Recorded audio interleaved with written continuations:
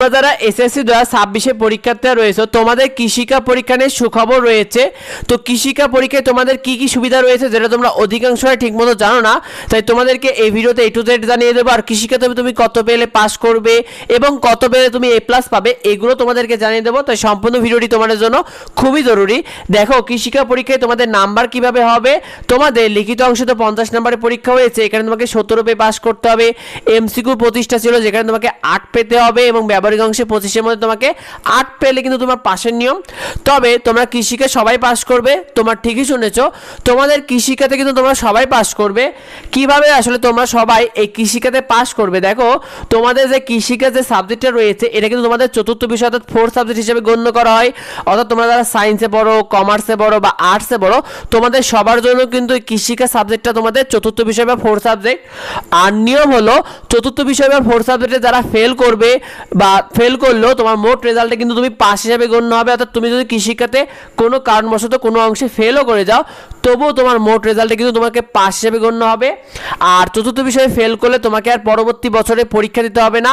অর্থাৎ 4th সাবজেক্টে যারা ফেল করে তাদেরকে পরবর্তী বছরে পরীক্ষা দেওয়া লাগে না। এটাই কিন্তু কৃষিকার জন্য একটা বড় সুবিধা শিক্ষার্থী।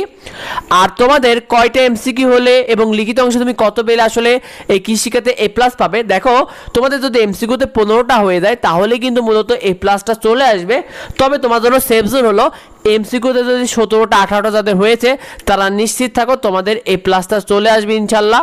শিক্ষার্থীরা লিখিত অংশে তোমরা যারা ভালো লিখেছো তারা 42-43+ পর্যন্ত নাম্বার টার্গেট রাখবে, কারণ শিক্ষকরা তোমাদের কৃষিকাতে ভালো একটা নাম্বার দিয়ে থাকে।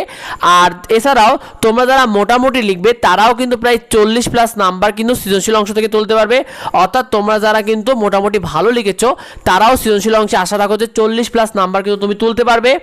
আর তোমাদের ব্যবহারিক অংশে A+ পাওয়ার জন্য দেখো ব্যবহারিক অংশে অধিকাংশ শিক্ষার্থী কিন্তু 25-25 নাম্বারই দিয়ে থাকে শিক্ষকরা, তো এবারও দিবে।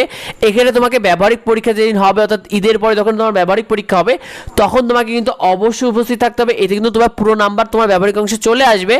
আর কৃষিকে A+ পেলে কিন্তু তোমার মূল রেজাল্টটা অনেকটা বেড়ে যাবে। অর্থাৎ তুমি কৃষিকাতে A+ পাও তোমার রেজাল্টে কিন্তু 0.30 অর্থাৎ যোগ হয়, এতে কিন্তু তোমার মোট রেজাল্টে অনেকটা বেড়ে যায়। সুতরাং অবশ্যই কৃষিকার প্র্যাকটিক্যালটা অবশ্যই ভালো করে দিও। আর অবশ্যই ভিডিওটা বন্ধুদের মধ্যে শেয়ার করে দাও, অধিকাংশ বন্ধুরাই এগুলো ঠিকমতো জানে না, তাই শেয়ার করে দাও। তোমাদের কৃষিকা পরীক্ষা কার কেমন হয়েছে অবশ্যই কমেন্টে আমাদেরকে জানিও। নিয়মিত ফ্রি শিট এবং সাজেশনগুলো পেতে আমাদের এডুবঙ্গ ইউটিউব চ্যানেলকে সাবস্ক্রাইব করে রেখো, এডুবঙ্গ ফেসবুক পেজকে ফলো দিয়ে রেখো। দেখা হয় পরবর্তী ভিডিওতে। ধন্যবাদ সবাই।